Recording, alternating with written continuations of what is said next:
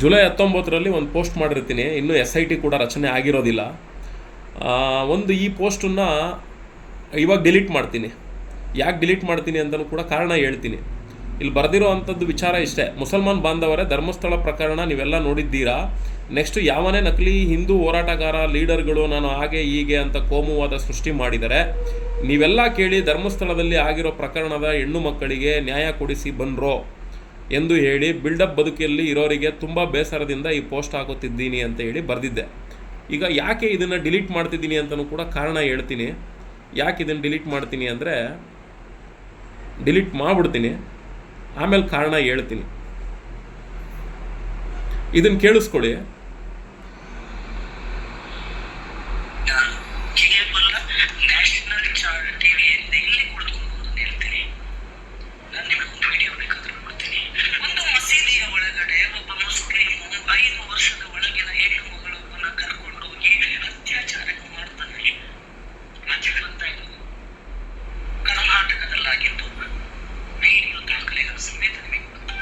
ನೋಡಿ, ಅಕ್ಟೋಬರ್ 10ನೇ ತಿಂಗಳಲ್ಲಿ ನಡೆದಿರೋ ಘಟನೆ ಇದು.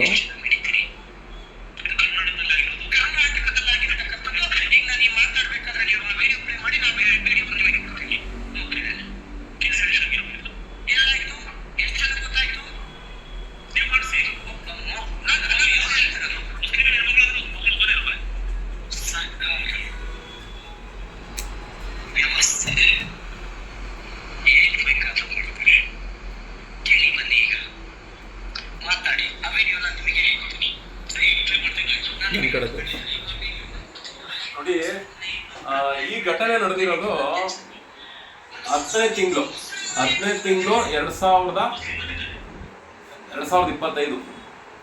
2024 ಇರ್ಬೇಕು ಅನ್ಕೊಂಡು. 10ನೇ ತಿಂಗಳು ಅಕ್ಟೋಬರಲ್ಲಿ ನಡೆದಿರೋದು 2024. ಸಮೀರ್ ನೋಡು, ನಾನು ಯಾಕೆ ನಿನ್ನ ಹೆಸರು ತಗೊಂತಿದ್ದೀನಿ ಅಂದ್ರೆ, ಸಮೀರ್, ನೀವು ಧರ್ಮಸ್ಥಳದ ವಿಚಾರದಲ್ಲಿ ಅದೇನು ವಿಡಿಯೋ ಮಾಡಿದ್ರೋ ನಾರ್ಮಲ್ ವಿಡಿಯೋ ಮಾಡಿದ್ರೋ, ಒಟ್ಟಲ್ಲಿ ನೀವಂತೂ ಧರ್ಮಸ್ಥಳದ ವಿಚಾರದಲ್ಲಿ ವಿಡಿಯೋನ ಖಂಡಿತ ಮಾಡಿದ್ರಿ. ಅಲ್ಲಿ ಇಷ್ಟೆಲ್ಲ ಘಟನಾವಳಿಗಳು ನಡೆದಿದ್ಯಾ ಅಂತಲೂ ಕೂಡ ನಾವು ನೋಡ್ವಿ, ಸುಮ್ಮನಾಗ್ಬಿಟ್ವಿ, ತಲೆ ಕೆಡಿಸ್ಕೊಳ್ಳಿಲ್ಲ. ಆದರೆ ಒಬ್ರು ಅನನ್ಯ ಭಟ್ ತಾಯಿ ಬಂದು ಒಂದು ಸ್ಟೇಟ್ಮೆಂಟ್ ಕೊಡ್ತಾರೆ. ಆ ಸ್ಟೇಟ್ಮೆಂಟ್ ಕೊಟ್ಟಾಗ ನಮ್ಮ ಮನಸ್ಸಿಗೆ ನೋವಾಗಿದ್ದು, ಎಲ್ಲೋ ಆ ತಾಯಿಗೆ ಆ ಅಸ್ಥಿಪಂಜರ ಸಿಗ್ಬೋದೇನೋ. ಈ ಭೀಮಾ ಅನ್ನೋ ವ್ಯಕ್ತಿ ಬಂದಿದ್ದಾನೆ, ಈತನ ಮುಖಾಂತರ ಅಸ್ಥಿಪಂಜರ ಸಿಕ್ಕಿದ್ರೆ ಹಿಂದೂ ವಿಧಿವಿಧಾನದ ಪ್ರಕಾರ ಅಂತ್ಯ ಸಂಸ್ಕಾರ ಮಾಡ್ಕೊಳ್ಳಿ ಅನ್ನೋ ಉದ್ದೇಶ ಮಾತ್ರ ನಮ್ಮ ಮನಸ್ಸಲ್ಲಿತ್ತು. ಸೌಜನ್ಯ ಪ್ರಕರಣ ಇನ್ನೊಂದು ಮತ್ತೊಂದು ಅದ್ರ ಬಗ್ಗೆ ನಾವು ಜಾಸ್ತಿ ಫೋಕಸ್ ಮಾಡಕ್ ಹೋಗ್ಲಿಲ್ಲ. ಯಾಕೆಂದ್ರೆ ಅದೆಲ್ಲ ಕೋರ್ಟಲ್ಲಿ ನಡೀತಾ ಇತ್ತು, ಏನೋ ಒಂದು ಆಗುತ್ತೆ ಬಿಡು ಅನ್ಕೊಂಡು ವೇಟಿಂಗ್ ಅಲ್ಲಿ ಇದ್ದೋ. ಆದ್ರೆ ಈ ಭೀಮಾ ಅನ್ನೋ ಪಾತ್ರ ಎಂಟ್ರಿ ಕೊಟ್ಟ ಮೇಲೆ ಆ ತಾಯಿ ಅನನ್ಯ ಭಟ್ ಕೇಳ್ಕೊಳ್ತಾರಲ್ಲ, ಅಟ್ಲೀಸ್ಟ್ ಆ ಮೂಳೆ ಸಿಗಬಹುದೇನೋ, ಅಸ್ಥಿಪಂಜರಗಳು ಆ ತಾಯಿಗೆ ಹೆಲ್ಪ್ ಆಗ್ಬೋದು, ಇನ್ನೇನು ಸಾಯೋ ಟೈಮಲ್ಲಿ ಅದೊಂದು ಆಸೆ ಈಡೇರ್ಬಿಟ್ರೆ ಸಾಕಲ್ವಾ ಅನ್ನೋ ರೀತಿಲಿ ಆ ಒಂದೇ ಒಂದು ಪಾಯಿಂಟ್ಗೋಸ್ಕರ ನಾನು ಈ ವಿಚಾರದಲ್ಲಿ ಎಂಟ್ರಿ ಆದೆ. ಸಮೀರ್ ಅವರೇ, ನೀವಾಗಿರ್ಬೋದು, ಗಿರೀಶ್ ಮಟ್ಟಣ್ಣವರಾಗಿರ್ಬೋದು, ಮತ್ತೆ ಮಹೇಶ್ ಕುಮಾರೆಡ್ಡಿ ಅವರಾಗಿರ್ಬೋದು, ಇವರೆಲ್ಲ ಯಾರು ನನಗೆ ಗೊತ್ತಿಲ್ಲ. ಇವತ್ತವರೆಗೂ ಅವ್ರ ಫೋನ್ ಕಾಂಟ್ಯಾಕ್ಟು ಇಲ್ಲ, ಎಂಥದ್ದು ಇಲ್ಲ, ನಮಗೇನೂ ಇಲ್ಲ, ಅವ್ರ ಪರಿಚಯನೂ ಇಲ್ಲ.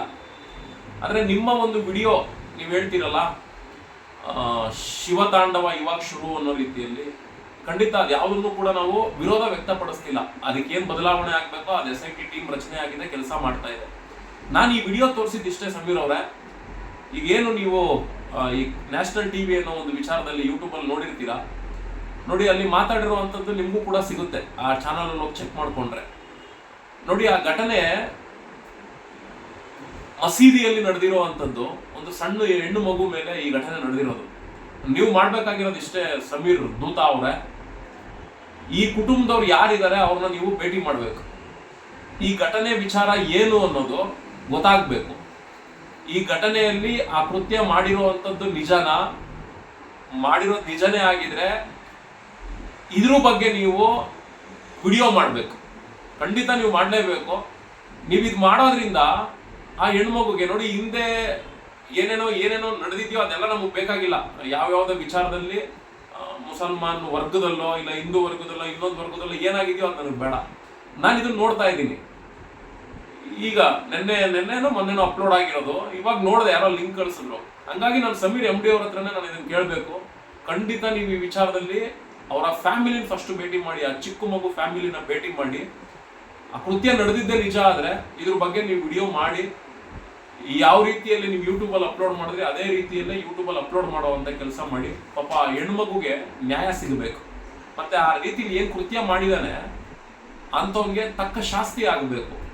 ಇದು ಘಟನೆ ಏನು ಅನ್ನೋದು ನಿಮ್ಮ ಮುಖಾಂತರನೇ ಹೊರಗಡೆ ಬರ್ಬೇಕು ಸಮೀರ್ ಅವರೇ. ಹಂಗಾಗಿ ನಾವು ನಿಮ್ಮ ಹತ್ರ ಕೇಳ್ತಾ ಇದೀವಿ, ನೀವು ಈ ವಿಡಿಯೋ ಮಾಡಲಿಲ್ಲ ಅಂದ್ರೆ, ಈ ವಿಚಾರವಾಗಿ ಏನು ಪಾಸಿಟಿವ್ ನೆಗೆಟಿವ್ ಏನಾದ್ರೂ ವಾಸ್ತವಾಂಶ ಏನಿದೆ ಅದೇನೂ ಕೂಡ ನೀವು ವಿಡಿಯೋ ಮಾಡಿಲ್ಲ ಅಂದ್ರೆ ಖಂಡಿತ ನಿಮ್ಮ ವಿಚಾರದಲ್ಲಿ ನಾನು ವಿರೋಧ ಇದಂತ ತಿಳ್ಕೊಂಬಿಡಿ. ಯಾಕೆಂದ್ರೆ ಅದು ಒಂದು ಹೆಣ್ಮಗು ಆ ರೀತಿ ಕೃತ್ಯ ನಡೆದಿರೋದು ನಿಜವಾಗ್ಲೂ ಘೋರದು, ತಪ್ಪೇ ಅದು.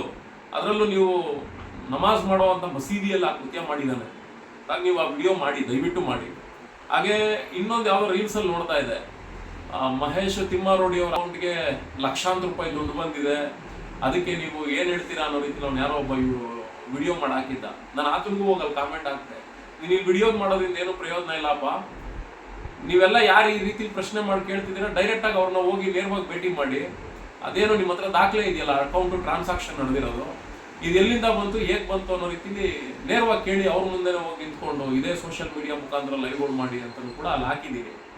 ಅದೇನೇ ಇರಲಿ, ಅವ್ರು ಬರ್ತಾರೋ ಬಿಡ್ತಾರೋ. ಮಹೇಶ್ ತಿಮ್ಮಾರೋಡಿ ಅವರೇ, ದಯವಿಟ್ಟು ನೀವು ಸಹ ಅದೇನು ಅಕೌಂಟ್ ಟ್ರಾನ್ಸಾಕ್ಷನ್ ಆಗಿದೆ ಅನ್ನೋ ರೀತಿಲಿ ಅವ್ರು ಹೇಳ್ತಿದ್ದಾರೆ, ಅದಕ್ಕೆ ನೀವು ಕೂಡ ಸ್ಪಷ್ಟತೆ ಕೊಟ್ಬಿಡಿ. ಎಲ್ಲಿಂದ ಅಮೌಂಟ್ ಬಂತು, ಯಾರು ಕೊಟ್ಟಿದ್ದು, ಏನ್ ಕಾರಣಕ್ಕೆ ಅನ್ನೋದನ್ನ ನಾಡಿನ ಜನತೆ ಮುಂದೆ ಇಡಿ.